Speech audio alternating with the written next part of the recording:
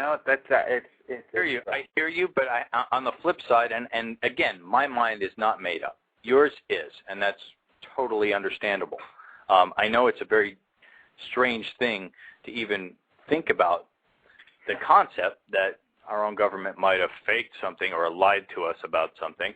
However, there are a lot of transparency issues with NASA, and if they didn't want these things to exist, these kind of problems, these issues, then they would try to be transparent as an agency that we pay for. Anyway, Alejandro, I see our guests in the queue. Listen tonight. You want to call in. We always want to hear what you have to say, my friend. And I know you've been really busy, and I want to say congratulations on that. And we love having you here each week. So thanks again, and have a fantastic week, and we'll talk to you next Sunday. All right. Talk to you next week. Okay, everyone. That's Alejandro T. Rojas, Director of Education for MUFON International, the Mutual UFO Network. I still need to get down to my local chapter here in Portland one of these days.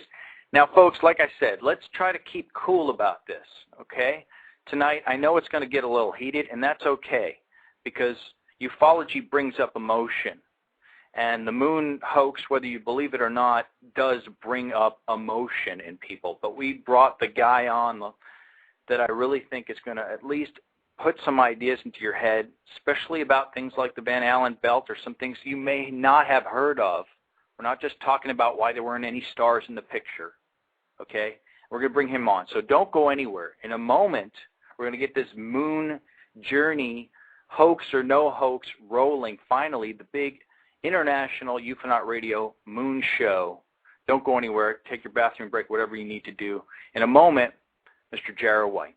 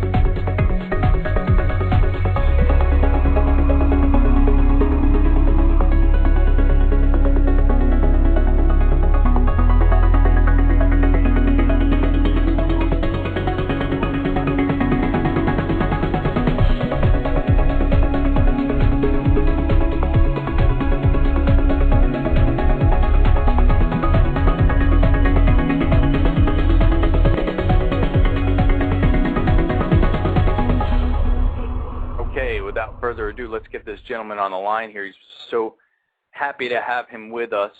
Do we have Jarrah White on the line? Hello?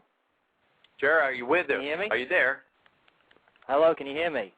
We can hear you fine, Hello? sir. How are you? Wonderful. How's it going?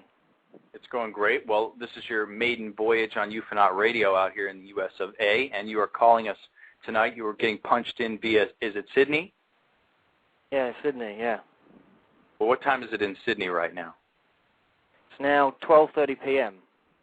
Okay, fantastic. Well, first of all, thanks for taking the time out. We wanted to get the premier expert on the moon hoax to be here tonight because we really need it for our viewers. And as we're talking, I don't know if you have a chance to do it if you can, but we have a very robust chat room that goes simultaneously during the show, and there's a ton of people that are dying to talk with you. So either during the show or afterwards, if you get a chance, feel free to jump in there and say hi to some of your fans or your detractors. Why don't we start off the show tonight with a little bit about who you are, because I know this audience is definitely in the dark a little bit about who Jarrah White is, but you are a very interesting man. So why don't you give us a little background on yourself first? Okay, well, I'm the contributing editor to moonmovie.com and moonhoax.us. I have produced 40 documentaries on the Apollo moon landings. I have formal training in photography. The productions that I've produced, there's the Moonfaker series that has about 43 or something videos in that series. I've also produced the videos Apollo 11, the Little Gem, and also Flagging the Gems, which proved conclusively that the Apollo 10 mission was all faked, that the videos are all, filmed in advance and, just edited together and then dubbed, right? And what my goal is to make sure the world knows, why it's a hoax and why my detractors, as you called them, why my detractors are wrong. Like, when you go onto the internet, you'll find all these people trying to say, oh, no, we really went to the moon. Well, my series basically stands out to prove why these people are incorrect.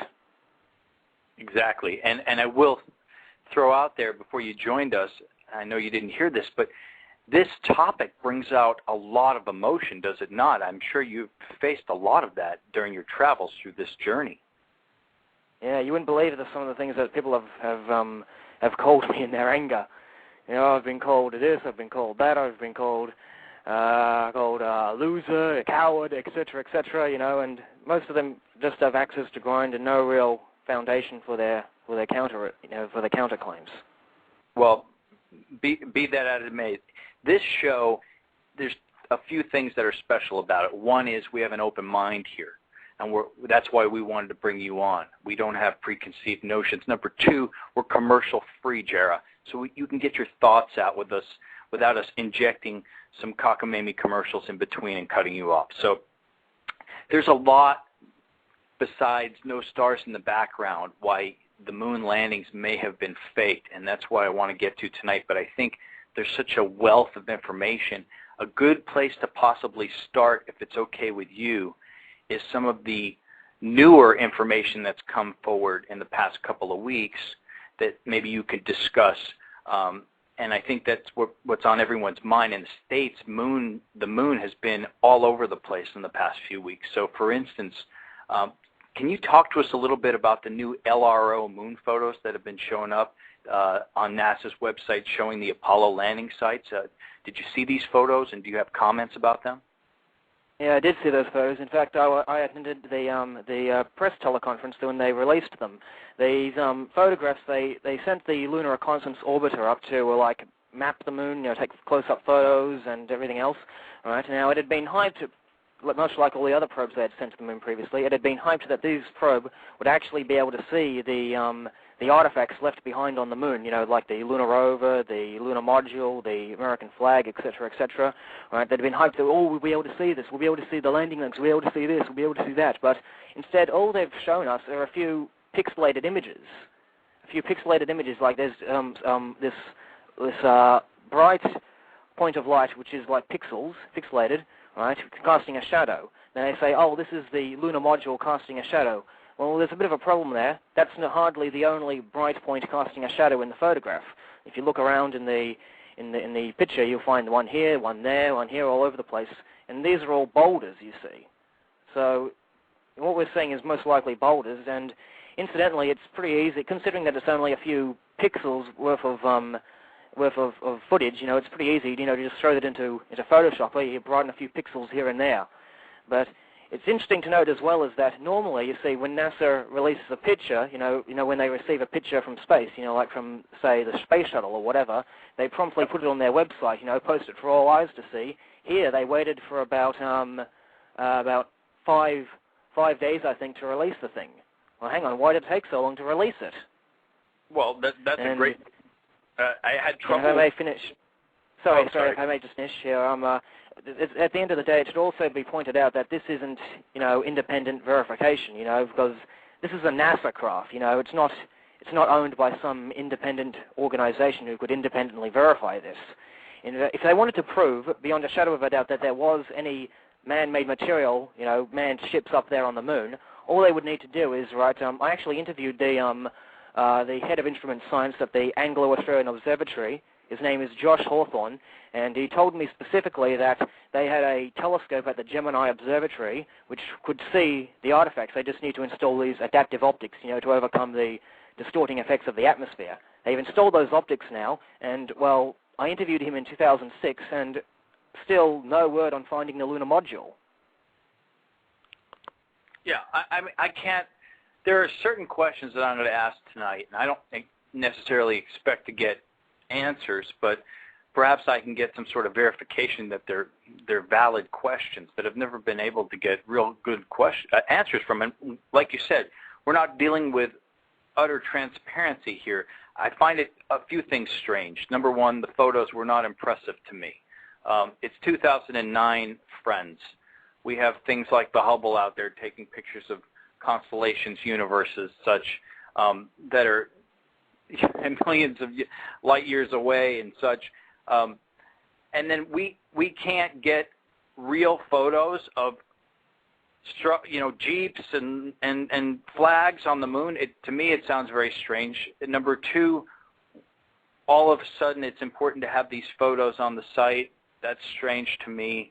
And then, like you said, I think you bring up a very valid point, where it's not a transparent agency and it is not an independent verification that is really proving much of anything to me. So I have to agree with you on that, Jarrah. It wasn't impressive. I got it sent to me multiple times by people, and I kept saying, what am I looking at? I've seen a lot more impressive things from guys like Richard Hoagland that are trying to show me that a shopping mall exists on Mars, without poking fun here. But, a lot of his photos are a lot more impressive than what NASA tried to show us. We'll leave it at that.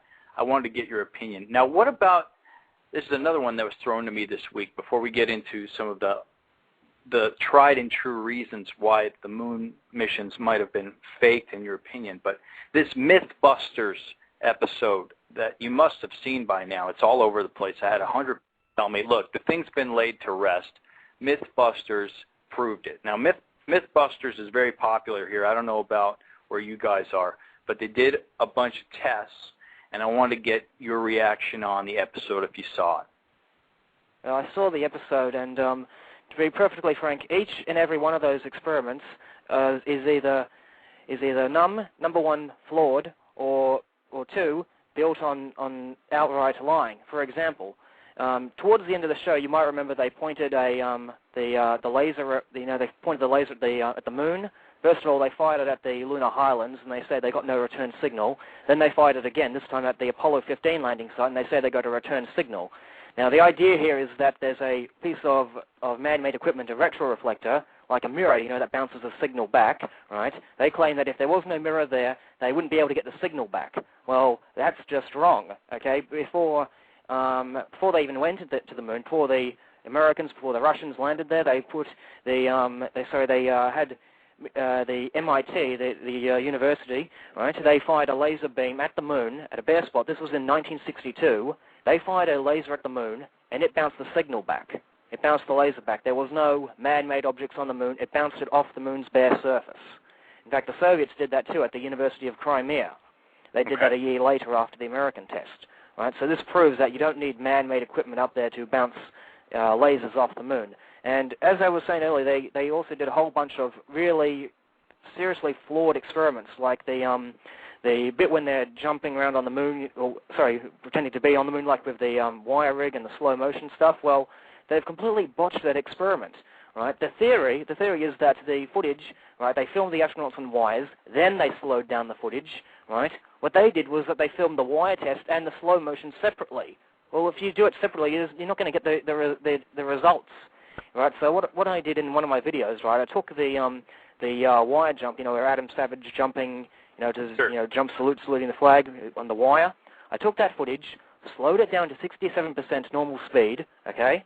Then I played it alongside with the Apollo 16 footage, and what do you know? I get a near-perfect synchronization, which proves pretty much that they've, botched their experiment, and, had they done it correctly, we would have got results identical to what we got on Apollo with their wire test and that sort of stuff. And also another thing I would like to talk about is their, you might remember the experiment they did with the astronaut in the lunar module trying to get him to look illuminated on the moon, with the light bouncing off the surface. Well, obviously, as they rightly said on the show, the moon's albedo is between 7 and 10%, right? Now, they claim that they used a surface with an albedo of 8%, right? Well, there's a problem. They were using Portland cement for their experiment. Portland cement, right, that has an albedo of about 40 or 30%. Okay, now that's extremely brighter than the moon is. You can add a bit of charcoal powder to it, but it's still, that would just give it the albedo equivalent of weathered asphalt. Of weathered cement. So it's not going to significantly darken it. Now, if they wanted to accurately simulate the lunar albedo, they could have just simply used asphalt, because asphalt has the exact same albedo as the moon.